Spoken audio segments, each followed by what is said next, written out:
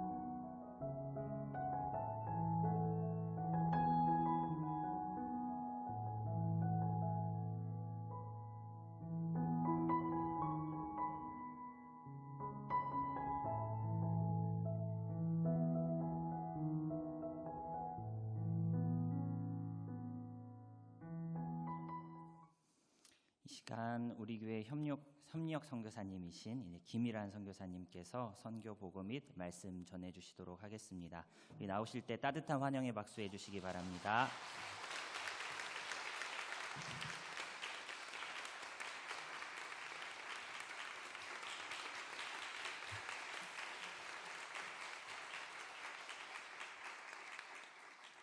반갑습니다, 여러분.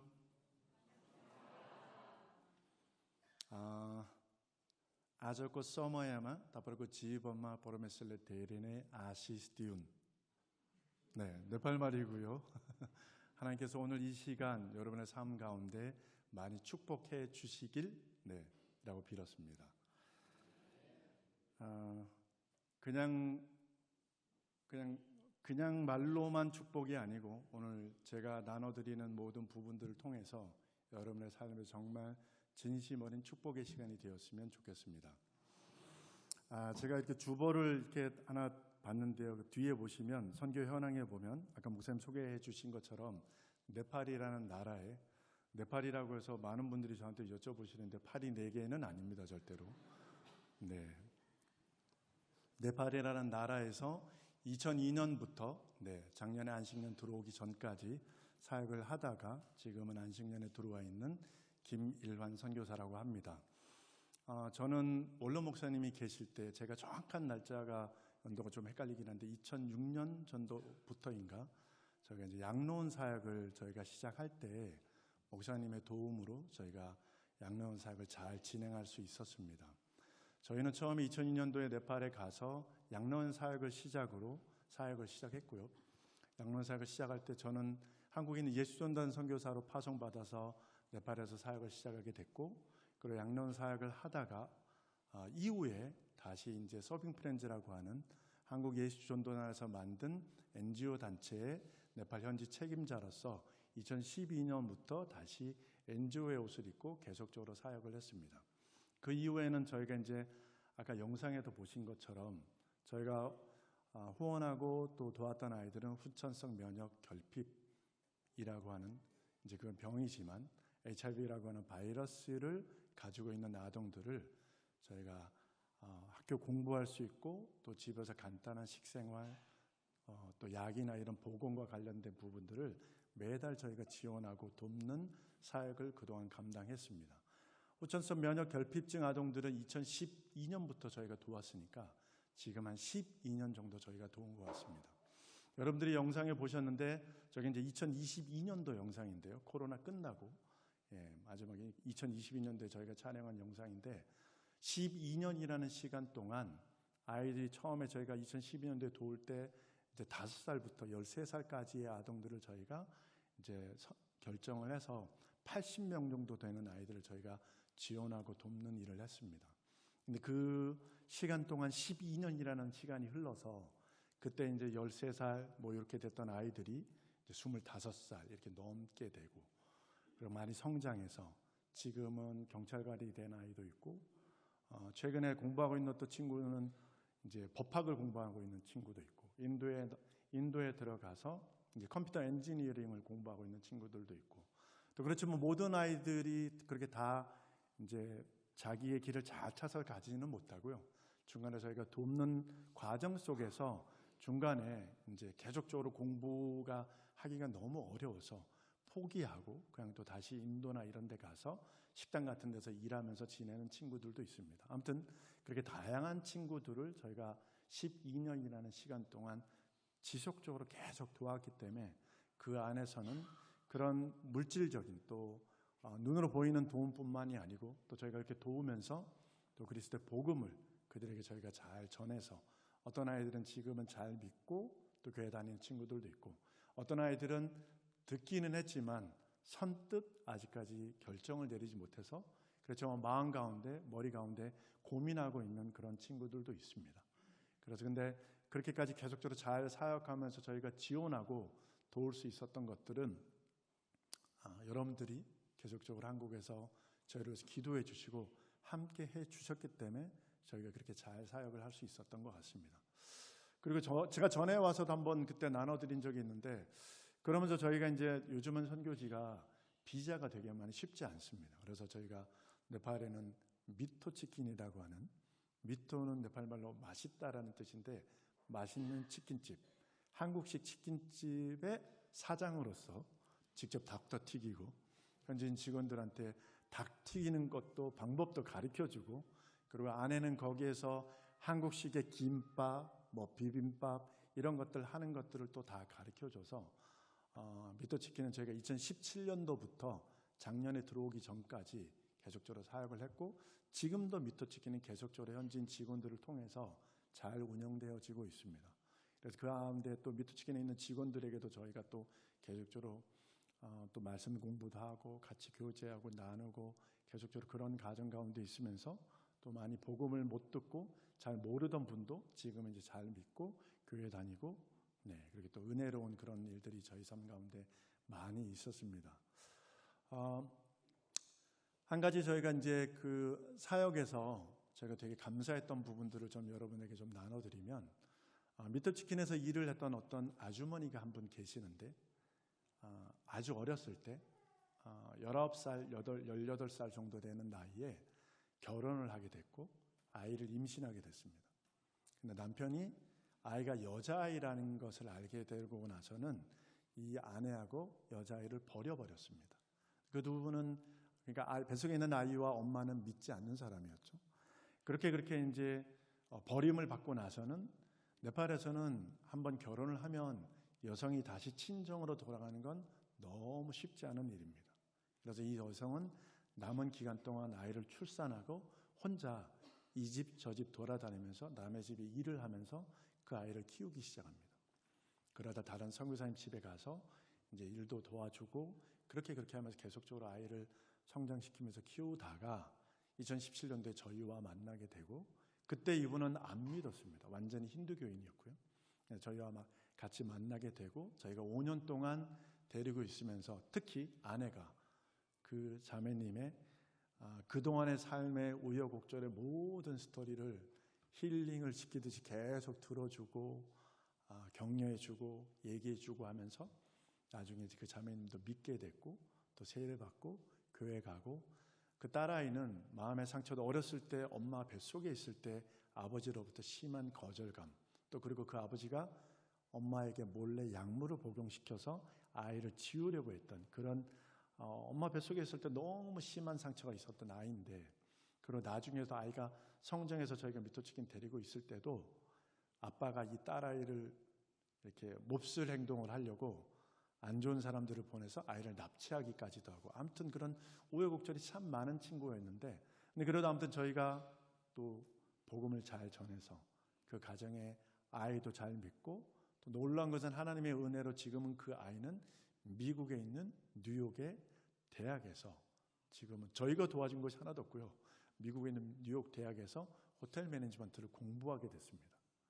그러니까 일상적인 방법으로는 전혀 갈 수 없는 그런 길이었지만 하나님 앞에서 믿음 안에 또 복음을 전했을 때 복음을 잘 받아들이고 감사하게 또 건강한 믿음의 삶을 잘 살기 시작했을 때 하나님 그 아이 가정 가운데 그런 길도 열어주셔서 지금은 학교 이제 2학년 1학기 다니고 있겠네요. 네, 감사하게 잘 다니고 있고 그 엄마도 복음을 잘 듣고서 자기와 비슷한 처지에 있는 사람들에게 지금은 일하면서 복음도 잘 전하는 그런 하나님의 사람으로 잘 살고 있습니다. 뭐 이런 것들을 이제 나눠드리면 엄청나게 많은 시간을 제가 들여서 여러분들에게 나눠드려야 될 것 같고 아무튼 그런 삶을 가지고 있는 수많은 사람들이 많이 있었는데 저희가 그래도 하나님의 은혜로 잘 도와서 지금은 건강하게 잘 지내는 사람들도 있고 네, 그런 일들이 있었습니다. 그렇게 제가 2002년에 네팔에 나갔으니까 올해가 이제 2024년 약 20년 좀 넘는 그런 시간을 제가 네팔에서 사역하면서 작년에 저희는 네팔에 있는 모든 사역을 후임 선교사를 세우고 그 후임 선교사에게 다 물려주고 저희는 안식년을 들어왔습니다.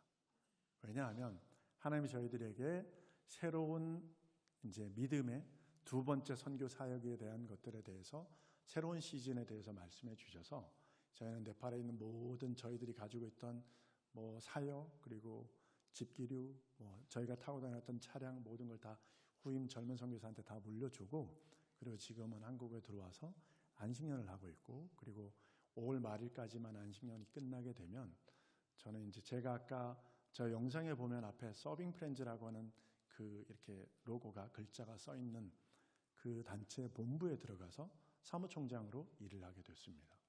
그래서 그 일을 하게 되면서 이제는 네팔이라는 한 나라뿐만이 아니고 저희가 사역하고 있는 나라는 네팔, 인도, 말레이시아, 하이티 그리고 탄자니아 이렇게 여러 나라의 사역들을 하고 있는 전체적인 일들을 제가 본부에서 이제 같이 현장에 있는 선교사들과 같이 사역을 감당하게 됐습니다. 그래서 여러분들이 생각나시면 먼저는 네팔 땅에 있는 저희 후임 선교사 가정이 올해 이제 39살 된 젊은 선교사 가정인데 네, 그 가정이 선교사 가정이 저희들에게 물려받은 사역들을 지금 잘 감당하고 있는데 하나님 지혜를 허락해 주셔서 그 사역들을 앞으로도 계속적으로 지속 가능하게 잘 감당하고 현장에 있는 아이들을 계속적으로 잘 돕고 또 그 아이들이 아직도 고민하고 갈등하고 있는 아이들이 복음 안에서 건강하게 예수 그리스도를 잘 믿을 수 있도록 기도해 주시면 감사할 것 같고요. 또 이제 안식년 마치면 제가 이제 본부로 들어가서 일을 해야 되는데 어깨는 조금 많이 무거워졌습니다. 예전보다. 그렇지만 주님이 지혜를 주셔서 본부에서 사무총장직의 역할을 잘 감당할 수 있도록 여러분들이 기도해 주시면 또 감사하겠고요.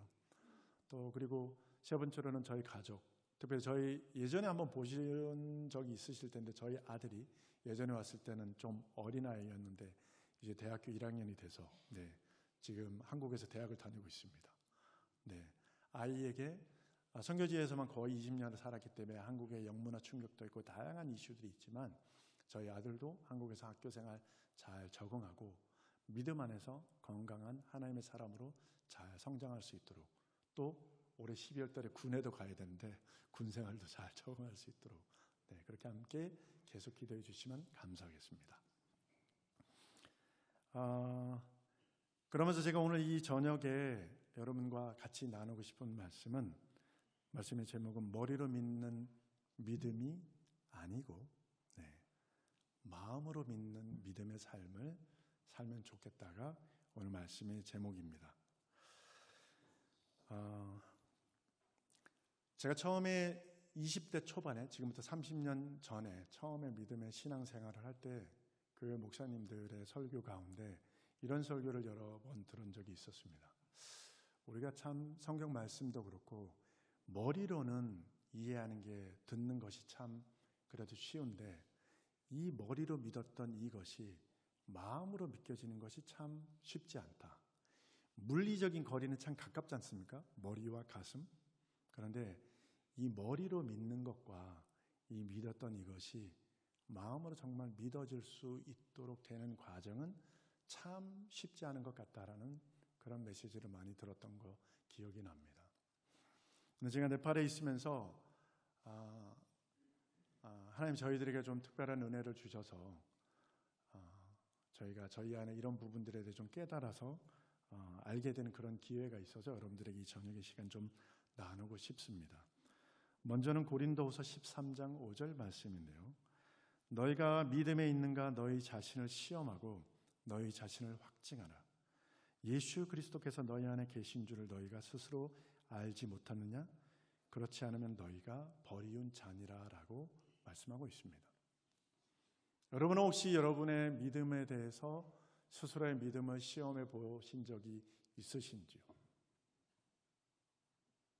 저는 사실은 저희에게 좀 어려움의 시간이 있을 전까지만 해도 이 말씀에 대해서 한 번도 제 자신의 믿음에 대해서 시험해 본 적이 없었습니다. 그런데 성경 말씀은 이런 말씀이 있고 이 말씀은 세상 사람들에게 한 말씀은 아니겠죠. 믿는다고 고백하는 믿음의 사람들에게 주신 말씀이라고 저는 알고 있습니다. 그럼 왜 하나님이 이렇게 말씀하셨을까요? 우리가 집을 지으면 모두 먼저는 건물을 올리기 전에 기초 작업을 합니다. 기초가 튼튼한 건물은 그 위에 건물을 올렸을 때 2015년에 네팔에 대지진이 왔었던 것처럼 엄청난 지진의 흔들림이 있더라도 기초가 잘 튼튼하게 되어 있는 건물은 절대 무너지지도 않고 금도 가지 않습니다. 그런데 평상시 때는 그 건물의 기초가 정말 튼튼하게 잘 되어 있는지 안 되어 있는지 알 수가 없습니다. 물론 설계자와 건축했을 때 실제적으로 일을 했던 분들은 아실 수 있겠죠. 거기에 어떤 철근이 들어가고 얼마만큼 시멘트를 쓰고 얼마만큼 모래가 들어가고 얼마만큼 그게 굳어지는 기간을 잘 다 지냈는지를 알 수 있을 것입니다. 그렇지만 건물의 주인이 돼서 집을 사고 그 위에서 살기 시작한 사람은 그 밑에 안에 있는 건물의 기초를 얼마만큼 튼튼하게 잘했는지는 알 수가 없습니다. 그런데 엄청난 지진과 같은 우리 삶에 다양한 고난과 어려움과 문제들이 생기게 되면 그때는 내가 가지고 있는 믿음의 그 기초가 엄청나게 흔들리게 되죠. 엄청나게 흔들리게 되면 그때서야 자기는 자기 자신의 믿음을 돌아볼 수 있게 되는 것을 제가 알게 되었습니다. 2019년도에 2017년도에 미토치킨 시작하고 저희는 양론 사역하고 HIV 후천성 면역 결핍증 아동들을 80명 도우면서 카트만두에서 버스로 20시간, 30시간 되는 데를 저는 맨날 갈 때마다 버스만 타고 다녔거든요. 지금 선교사님들은 비행기 타고 다니시는데 저는 항상 버스를 그 길을 20시간, 30시간 타고 다니면서 사역했어야 했고, 저희가 카트만두에 데려다 놓은 후천성 면역 결핍증 아동들을 집중적으로 케어하기 위해서 도왔던 센터 안에 아이들이 7명 있었습니다. 그 사역도 해야 됐고 미터 치킨도 해야 됐고, 2017년도부터 저희가 오기 전까지 아내하고 저는 거의 번아웃이 될 정도로 엄청나게 육체적으로도 영적으로도 참 너무나 힘들고 어려운 시간을 겪었습니다. 근데 그런 시간을 겪게 되니까 저희의 믿음의 바닥이 다 드러나 보이게 됐습니다. 왜 우리는 하나님의 사역을 하고 복음을 전한다고 네팔 땅에 와 있는데 우리는 왜 이렇게 힘들고 어려워야 할지, 그러면서 하나님께 눈물로 기도하고 주님 왜 우리는 이래야 됩니까? 라고 하소연하기 시작했습니다. 근데 그때 나중에 저희가 깨달아서 알게 됐죠. 이 모든 문제가 내가 잘 세웠다 하는 믿음의 기초가 잘못되었다는 것을 깨달아 알게 됐습니다. 이렇게 말씀드리면 저 선교사는 믿음이 잘 없었나 보다 이렇게 생각하실 수도 있겠지만, 31살에 저도 제 나름대로 선교단체 훈련도 잘 받고 주님이 저를 부르셨다고 생각해서 31살에 21년 전에 네팔에 갔습니다. 지금도 후원으로만 살고 저희가 가지고 있는 거 아무것도 없고요. 이제 한국에서 살아야 되는데 저희도 영구 임대주택 같은 거 그런 거 찾아서 들어가서 살아야 되는 삶입니다. 저도 그냥 일반적으로 그냥 믿음의 삶을 살아온 건 아니고요. 참 쉽지 않은 다양한 일들이 있었지만 그래도 주님이 불러주셨으니까 순종해서 믿음의 삶을 살았는데 라고 생각했던 사람이거든요. 그런데 이런 어려움이 생기니까 제 자신의 믿음을 돌아보게 됐습니다. 왜 이럴까? 그럴 때 고린도후서 5장 15절에 이런 말씀이 있습니다. 그가 모든 사람을 대신하여 죽으심은 살아있는 자들로 하여금 다시는 그들 자신을 위하여 살지 않고 오직 그들을 대신하여 죽었다가 다시 살아나신 이를 위하여 살게 하려 함이라고 주님은 말씀하고 계십니다. 여러분들이 정말 순전하게 마음으로 주 예수님을 믿고 여러분의 삶의 주인으로 주님으로 모셔드리고 계시다면 여러분의 삶은 여러분 자신을 위해서 사시는 것이 아니고 여러분을 위해서 죽으시고 부활하신 우리 주님을 위해서 살고 계셔야 됩니다. 자, 그러면 저는 여러분들의 믿음이 지금 어떤 상태인지 알 수 없죠. 여러분의 믿음 상태는 주님은 알고 계실 거고 여러분은 여러분 자신을 믿음을 돌아보실 수 있으실 겁니다. 그럼 오늘 제가 나눠드리는 이 말씀을 통해서 오늘 저녁에 집에 가셔서도 여러분들의 마음에 있는 믿음을 한번 잘 돌아보시기를 부탁드립니다. 왜냐하면 저도 처음에 믿음 생활할 때는 한쪽 다리는 세상에 한쪽 다리는 교회에 양다리 걸치고 살았거든요. 그렇지만 교회에서 되게 부끄러운, 그때는 부끄러운 일이지만 주일학교 교사도 하고 교회 내에서는 집사님들이나 권사님들한테 참 괜찮은 형제라고 얘기를 들었던 사람이었습니다. 혹시 지금도 여러분들 중에 아직도 세상과 교회 가운데서 고민하고 계신 분이 계시다면 걱정하지 마십시오. 오늘 제가 나눠드리는 말씀을 통해서 완전하게 세상의 삶을 내려놓으시고 모든 여러분의 삶을 하나님께 온전하게 드릴 수 있는 기회가 있을 수 있게 될 것입니다. 왜냐하면 여러분들보다 하나님은 태초부터 여러분들이 그렇게 살기를 원하셨기 때문입니다.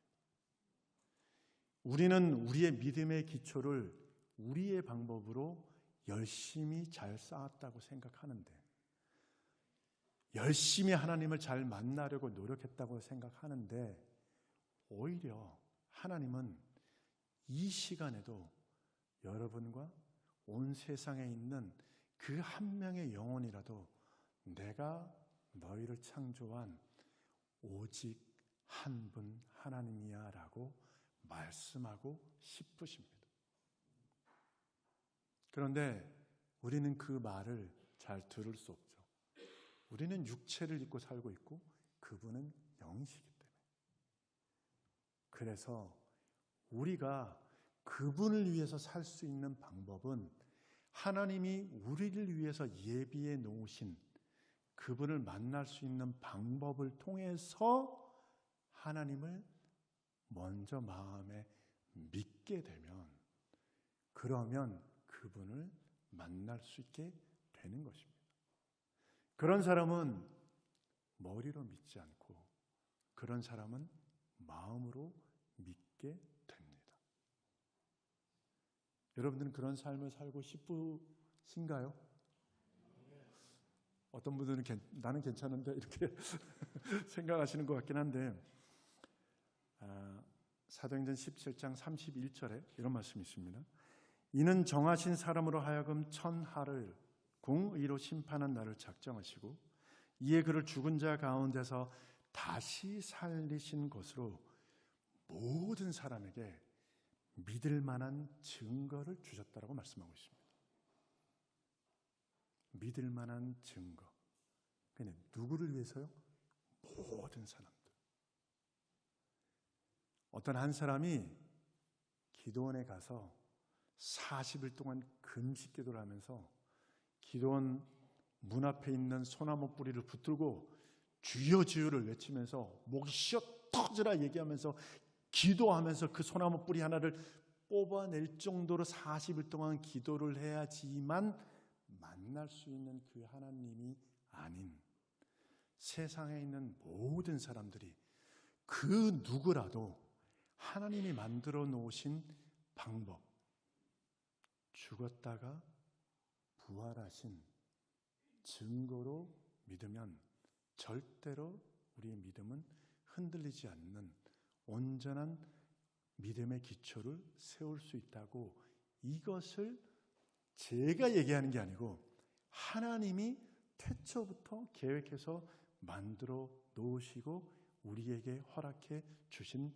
말씀인 겁니다. 왜냐하면 여러분들 그런 고민해 보신 적 있으세요? 창세기 1장 1절에 태초에 하나님이 천지를 창조하시니라. 그 말씀 믿어지시나요? 할렐루야. 근데 저는 부끄럽지만 저는 청년 때 처음에 신앙생활할 때 그 말씀이 믿어지는 것이 쉽지는 않았습니다. 왜냐하면 그때 당시에 유튜버가 있어서 하나님이 천지 창조하실 때 스마트폰으로 잘 찍어가지고 편집을 잘해서 유튜브에다 올려놨다면 저희가 저녁에 유튜브를 딱 통해서 하나님 이렇게 천지를 이렇게 창조하셨구나, 첫째 날은 이렇게, 둘째 날은 이렇게, 셋째 날은 이렇게 다 볼 수 있었으면 모든 사람들이 그걸 통해서 아주 쉽게 이분만이 정말 유일한 하나님이시구나, 창조주이시구나, 이분만이 세상에 아무도 다른 모든 신은 다 가짜인데 이분만 진짜구나를 믿을 수 있었겠죠. 근데 안타깝게도 그 시기에는 세상에 아무도 없었습니다. 유튜브도 없고 이런 스마트폰도 없고 카메라도 없고 아무것도 없고 촬영할 수 없었죠.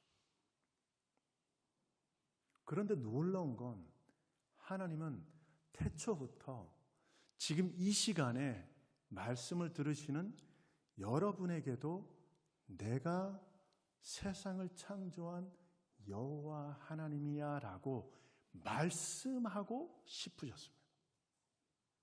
근데 어떻게 해요?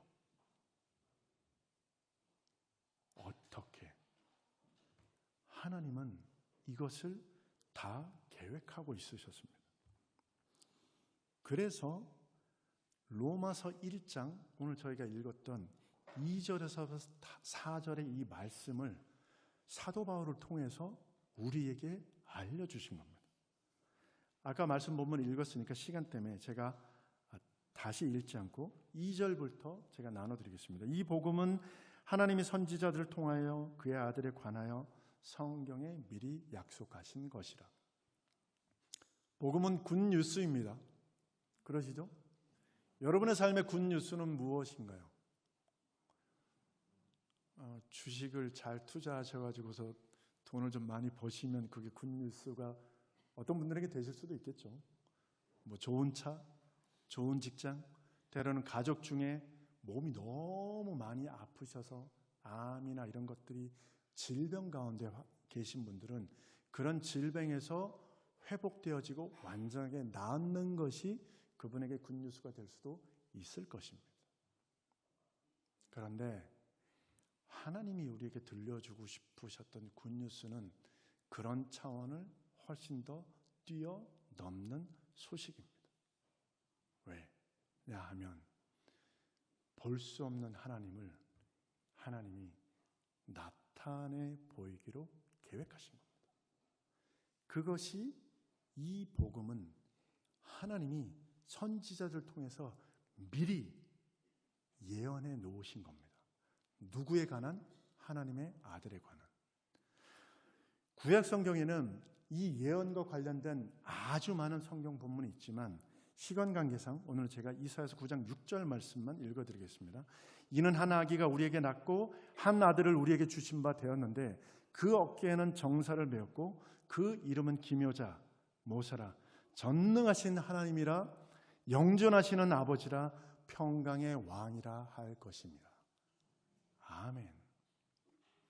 여러분, 이사야 선지자는 주전 740년부터 680년도에 그 사이에 활동한 선지자입니다. 그러면 지금으로부터 대략 얼핏 봐도 약 한 2700년 가까이 그 사이에 있었던 예언자입니다. 이 예언자를 통해서 미리 성경에 예언해 놓으셨습니다. 무엇에 관한? 한 아기에 관한 스토리입니다.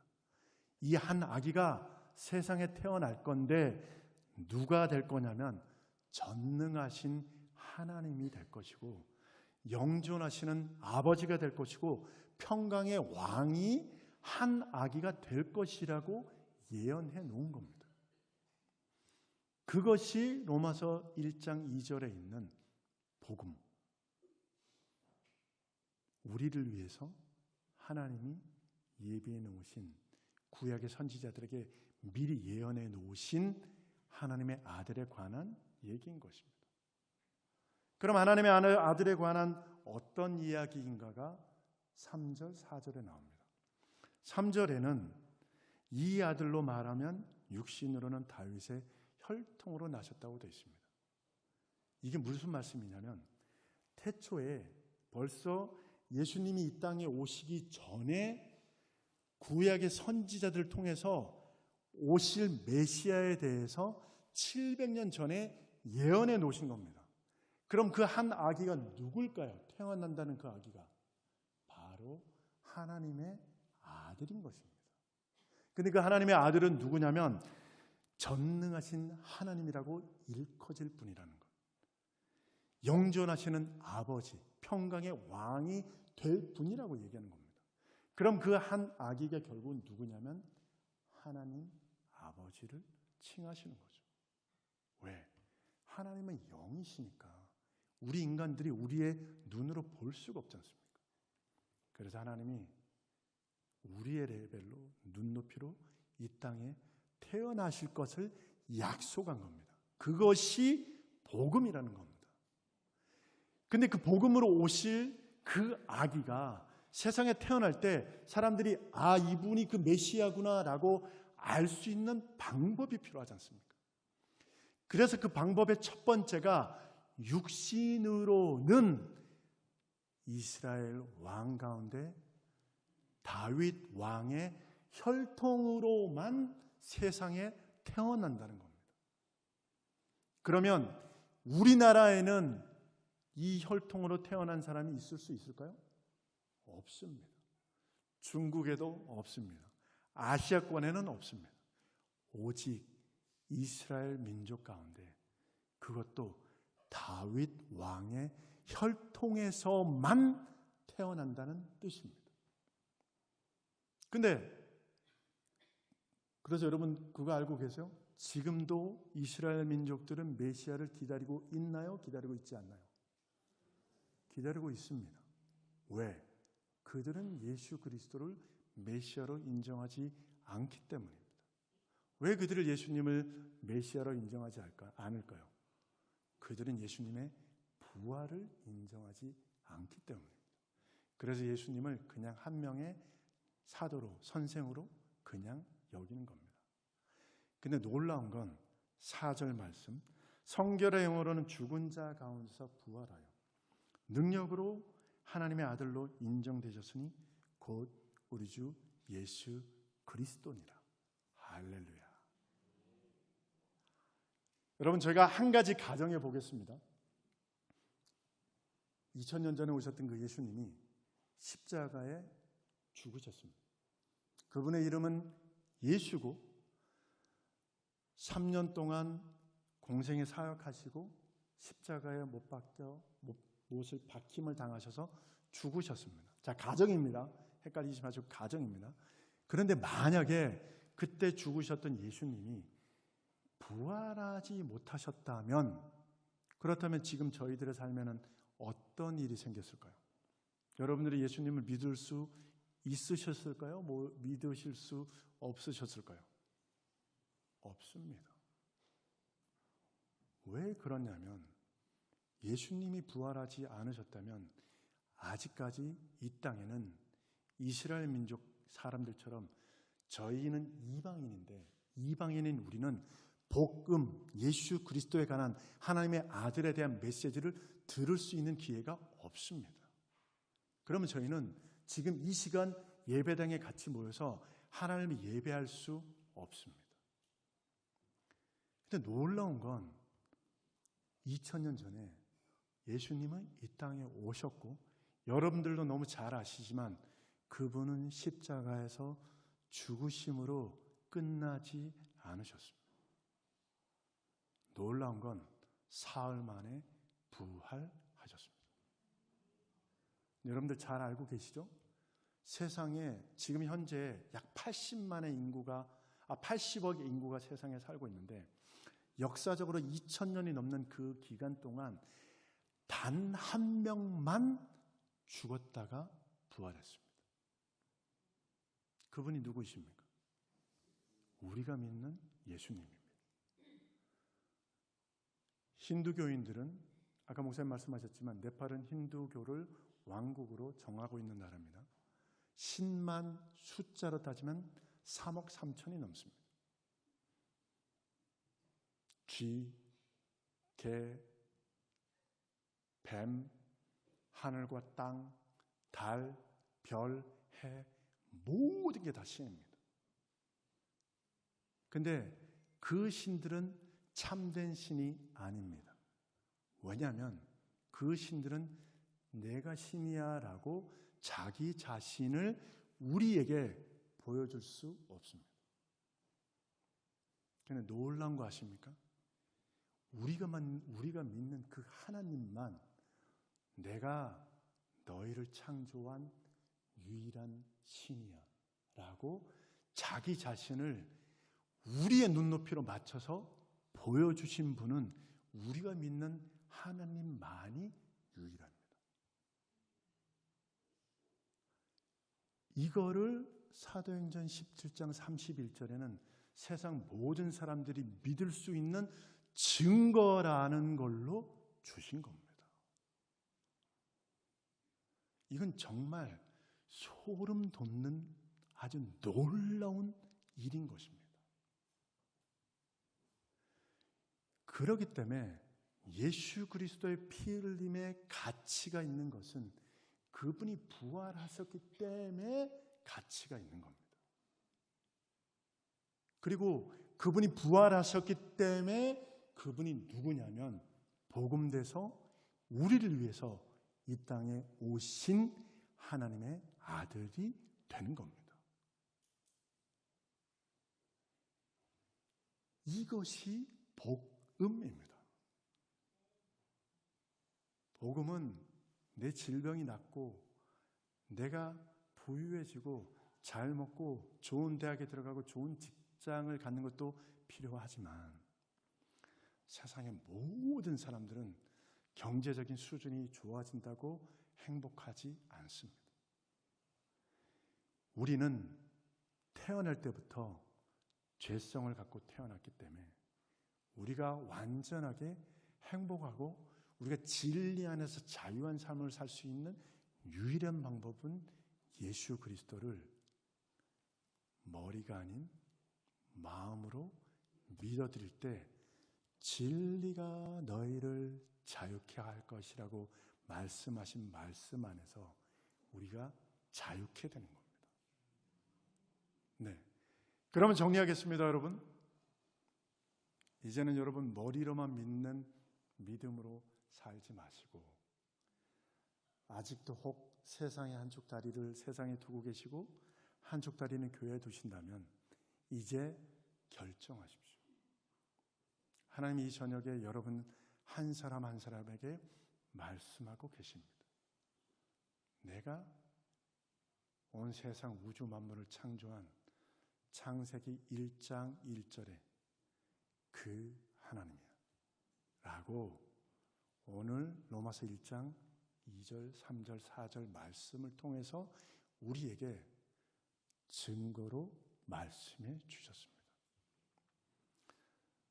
증거는 이 예배당 안에도 몇 군데 CC카메라가 있지 않습니까?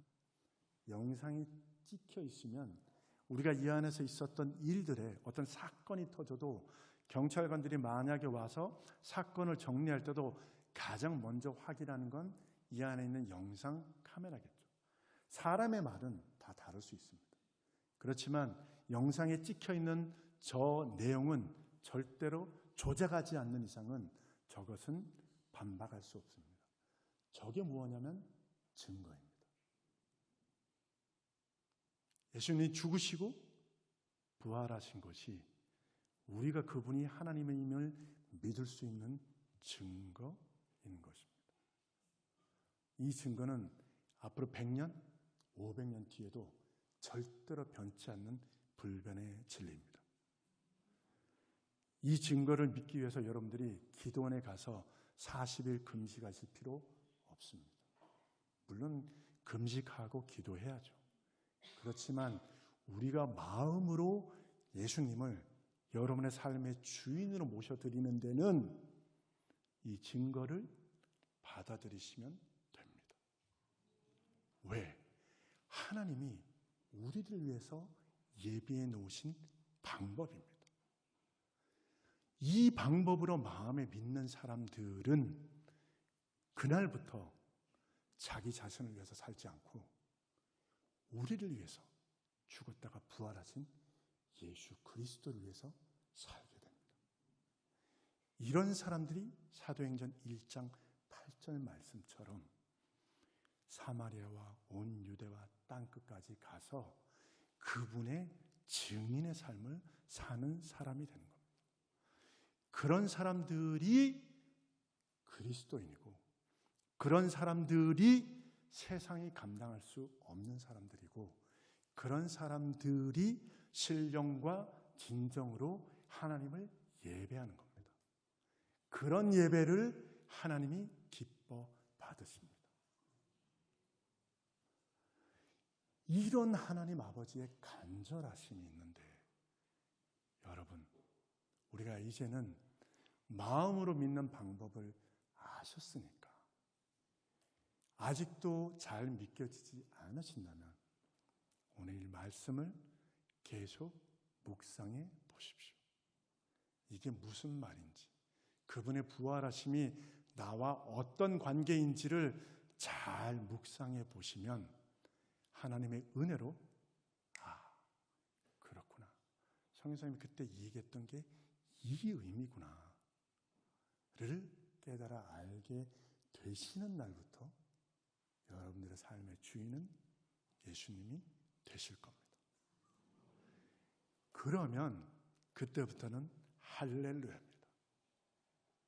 그러면 지금보다 여러분들이 훨씬 더 많이 밝아지실 겁니다. 질병이 있을 수 있죠. 그러나 이것이 여러분들의 헌신과 하나님을 향한 믿음의 삶을 사는데 제한이 될 수는 없습니다. 불편할 수는 있겠죠. 네.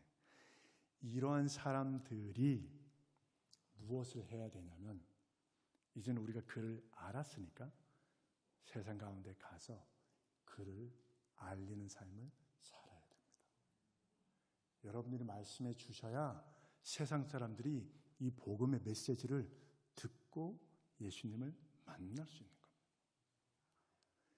이것이 저녁에 하나님이 여러분들에게 말씀해 주고 싶으신 하나님의 마음입니다. 저는 이제 마음으로 예수님을 제 삶의 정말 주인으로 모시고 살고 있습니다. 여러분들도 머리로만 믿지 마시고 마음으로 그분을 주인으로 잘 믿어드리는 그런 은혜가 있기를 축원합니다.